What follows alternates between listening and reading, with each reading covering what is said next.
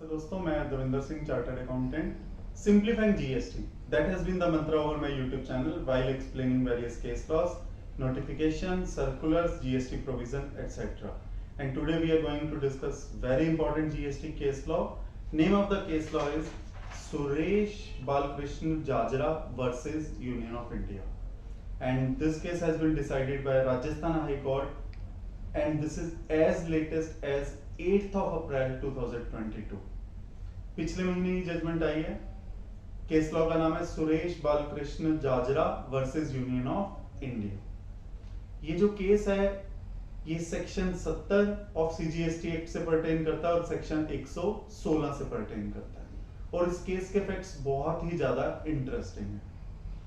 इस केस में सुरेश बालकृष्ण जाजरा जी को समन आया सेक्शन 70 के अंदर सीजीएसटी एक्ट के, और उन्होंने रिट पिटीशन डाली हाई कोर्ट में कि मेरी जगह मेरे अथॉराइज्ड रिप्रेजेंटेटिव को जाना अलाउ किया जाना चाहिए. मेरी पर्सनल अपीयरेंस की कोई नीड नहीं है, और सेक्शन 116 का सहारा लेते हुए, सेक्शन 116 जो अलाउ करता है appearance by authorised representative, so in his case he can be represented by way of authorized representative as well.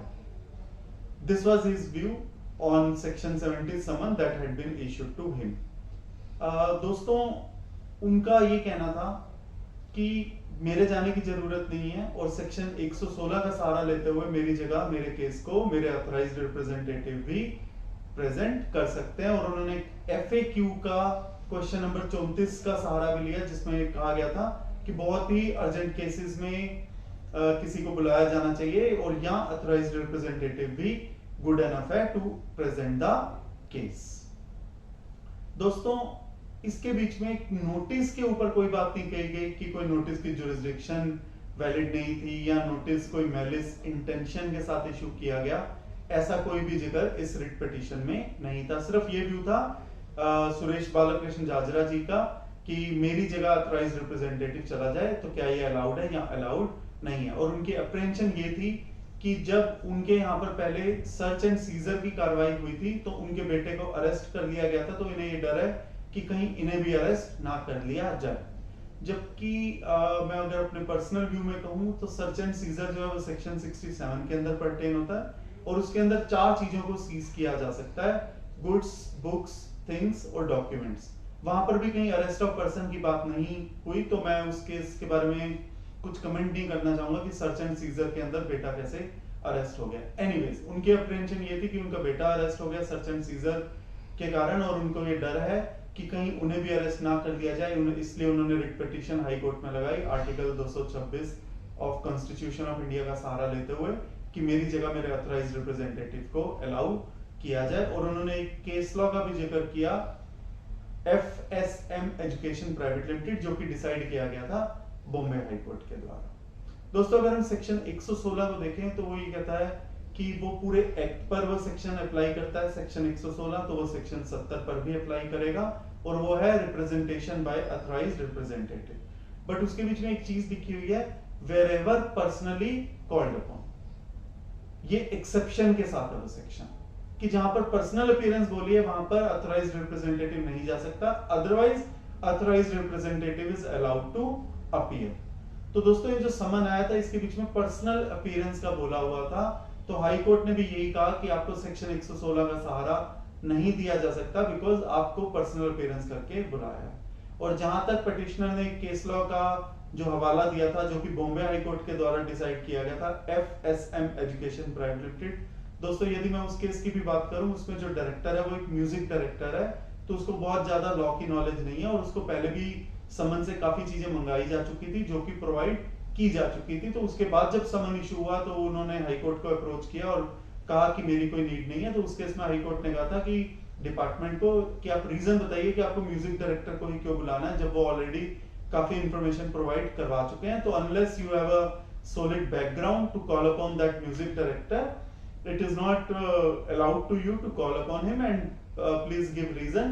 Otherwise, जो आपका authorized representative आ रहा है वही उसके केस को रिप्रेजेंट कर सकता है, जो कि डिसाइड हुआ था FSM एजुकेशन प्राइवेट लिमिटेड के केस में. बट अगर मैं इसी केस में यदि वापस आऊं, Suresh Balakrishna Jajara, so this is the first summon that has been issued to him, so there is no history attached to this case. तो बॉम्बे हाई कोर्ट ने ये भी कहा, सॉरी राजस्थान हाई कोर्ट ने ये भी कहा कि जो बॉम्बे हाई कोर्ट का डिसीजन है FSM एजुकेशन प्राइवेट लिमिटेड वाला, उसका बेनिफिट आपको नहीं दिया जा सकता है।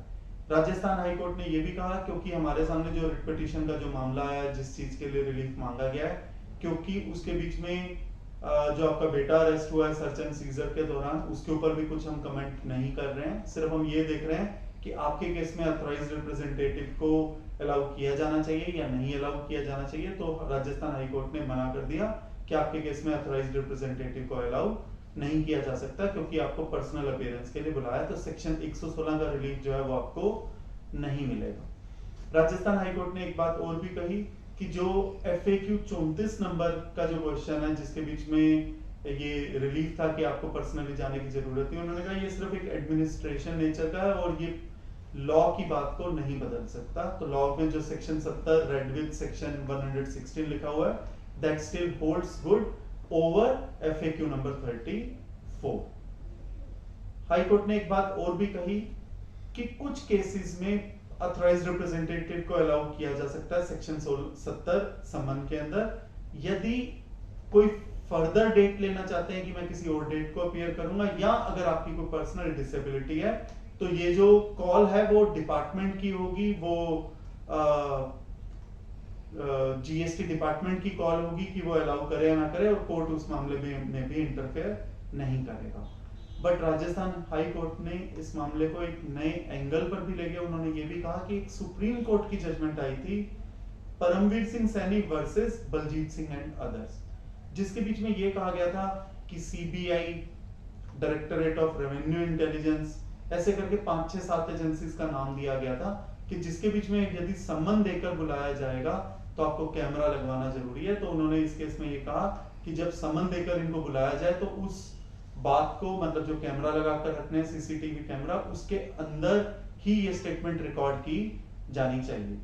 और यदि मैं उस केस लॉ को पढ़ूं जो कि है Paramvir Singh Saini versus Baljit Singh and others, जो कि सुप्रीम कोर्ट ने डिसाइड किया था, तो उसके बीच में जहां एजेंसीज का नाम लिखा हुआ है directorate of revenue intelligence CBI, तो उसके बीच में 7वें नंबर पे ये भी लिखा हुआ है any interrogative agency which has the power to arrest. तो क्योंकि समन के अंदर जब वो बुलाते हैं तो सेक्शन 69 को इन्वोक करके वो अरेस्ट भी कर सकते हैं, तो this has been treated equivalent to or to par with that point number 7 of that supreme court judgment. जबकि मैं अपने पर्सनल व्यू में देखूं तो जब भी मैं समन में प्रेजेंट हुआ हूं यदि किसी क्लाइंट के लिए, तो कैमरे नहीं लगे होते, बट ये काफी एक इंपॉर्टेंट बात है जो कि पहले भी काफी बार उठकर आई थी, और जिसमें सुप्रीम कोर्ट ने ये भी स्टेटस मांगा था स्टेट से कि आपने कितना कर लिया है, कितना बाकी है, और ये रिपोर्ट आपको साथ के साथ देनी है। बट मुझे अभी भी लगता है कि सारे स्टेट्स में अभी तक ये इस तरह से CCTV कैमरे नहीं लगे हैं, बट वो फॉलो कर रहे होंगे या अपनी रिपोर्ट दे रहे होंगे, और मैं उम्मीद करता हूं कि वो बहुत जल्दी CCTV कैमरा लगा भी लेंगे ताकि सुप्रीम कोर्ट के ऑर्डर का आदर किया जा सके। दोस्तों, मैं उम्मीद करता हूं ये केस लॉ के प्रोफेशनल एंडेवर्स के लिए बहुत ज्यादा ही यूजफुल साबित होगा। धन्यवाद।